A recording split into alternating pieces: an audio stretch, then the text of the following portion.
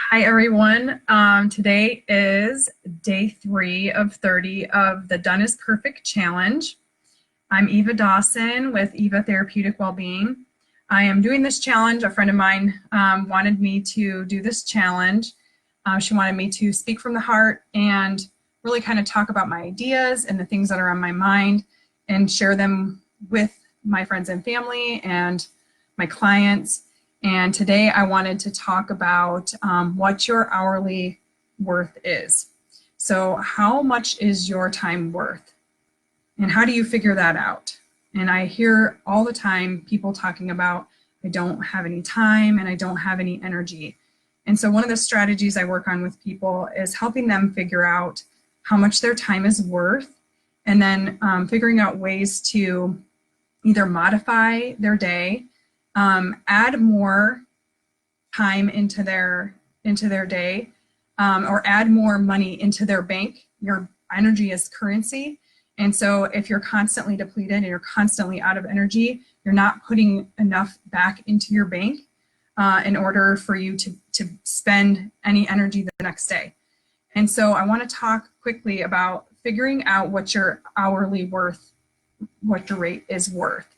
And so what I like people to do is kind of figuring out what take your value of what you're paid at your job, and then think about the time that you have at home. So most people spend, 8 to 9 hours a day at work, and the hour before is spent getting your kids ready and rushing to work. And then you spend most of your energy, honestly, at your job. And so think about what you're getting paid. So let's say you're getting paid, say, $20 an hour at your job. And then let's think about the 4 hours in the evening that you have at home. So that is extremely valuable time, because that's the only time you really get to spend with your family. And how are you spending that? So if you're spending it cooking, doing homework, getting kids to bed, cleaning, if that's how you're spending your time at home, I mean, of course we need to do those things, but that's valuable time that you're not going to get back with your kids. And so I have people look at things a little bit differently. So if you only have 4 hours a night with your children, and you say get paid for $20 an hour at work, you need to add some extra hourly rate to your time for those hours that you have on the weekends and at home, because that's more valuable time. You don't get very much time with your family and your kids.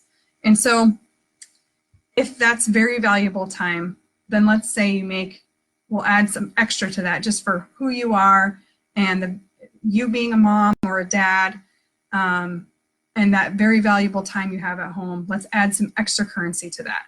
So let's say your hourly rate at home is $50 an hour.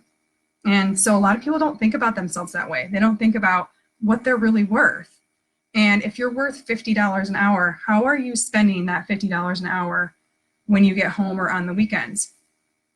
And so let's quickly talk. So your hourly rate, you can kind of figure out in your head, but we're going to go with $50 an hour.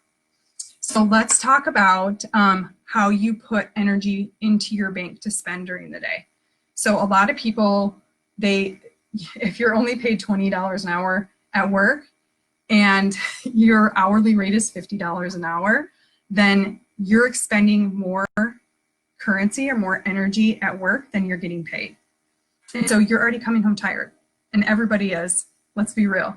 And so how are you refilling your bank so that you have more money and more currency, more energy to spend with your kids or with your family or on yourself? And so we need to think about how we're filling our energy bank. So ways that you can add to your energy bank, honestly, one of the best things you can do is sleeping. And Americans just typically are not getting enough sleep anyway. And so making sleep a priority is honestly one of the first strategies that I do with my patients. I make them figuring out a good sleep schedule so that they're getting that 7.5 to 8 hours of sleep. And if you're depleted, you probably need more. So think about if you miss an hour of sleep every single night during the week, that's 5 hours of sleep that you've missed out on. And if that's $50 an hour, then that's how you're depleting your energy bank. So Another way to fill your energy bank is doing the joyful activities. I talked about this yesterday. So when you're doing joyful activities, you're raising your vibration, you're amplifying who you are, and that actually fills our cup instead of depletes our cup. And so if you're not enjoying your life and you're not doing joyful activities every day, then you're not adding currency into your bank account. Nourishing your body with really healthy foods. If you're eating crappy, you're going to feel crappy, and you're not going to have that energy to be able to expend on a daily basis. And so really thinking about what you're putting in your body, because what you put in is what you get out. So if you're not filling your tank with good, nutritious food, then your output is going to be poor. And that's hard for people. So really thinking and planning your meals and thinking about what you're putting into your body and how important that is. Honestly, a lot of people just aren't conscious about that. Drinking enough water is another really good strategy. A lot of Americans, a lot of people in general, are typically putting good filtered water into your body, and you're dehydrated, your energy is going to be low anyway. And so that's another way that you can add energy into your body. Water is life. And so if you're chronically dehydrated, you're going to have a lot of other health issues that are going to be dragging you down and not keeping you at your best game just in general. Having positive interactions with people. So if you're constantly surrounded by negative people, your bank is going to be depleted. And so if you have to go into like a negative event or be around negative people, you're going to be spending more currency out of your bank. It's going to be more draining to you. And if you're having to do that day in and day out, then it's going to be really important that you do the other strategies to keep your health and keep your body going so that you're not overspending your energy account.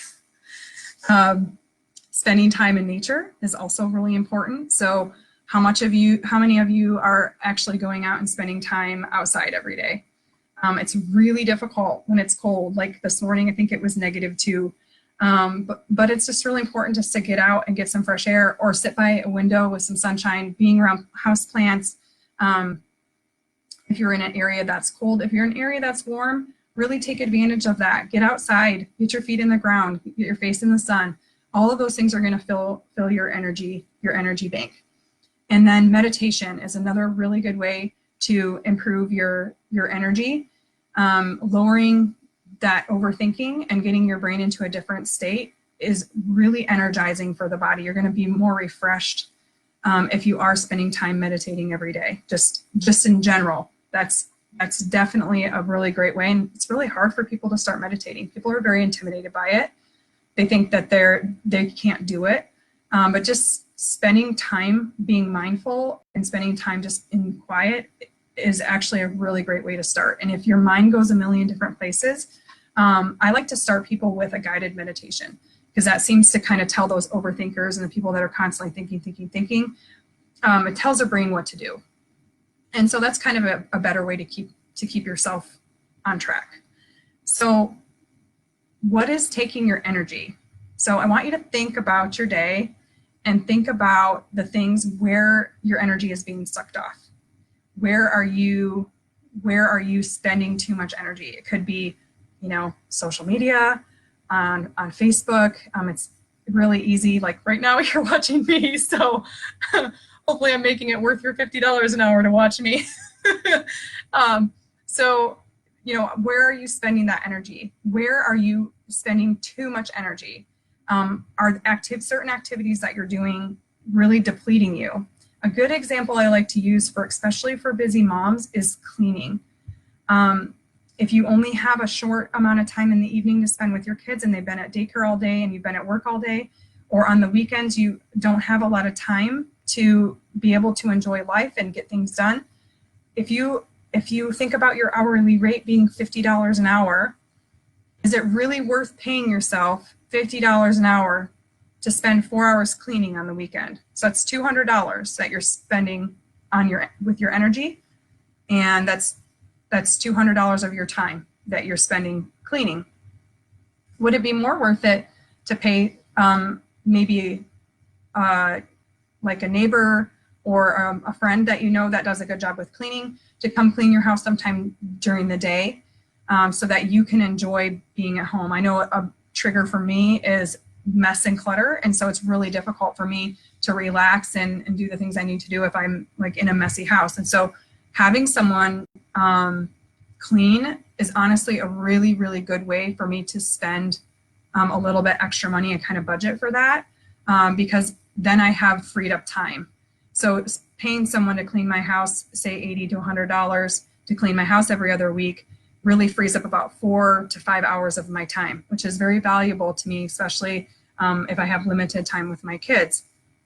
So it's just a different way of looking at things, and hopefully maybe that will help you kind of think about things in a different way, maybe how to budget your energy a little bit differently.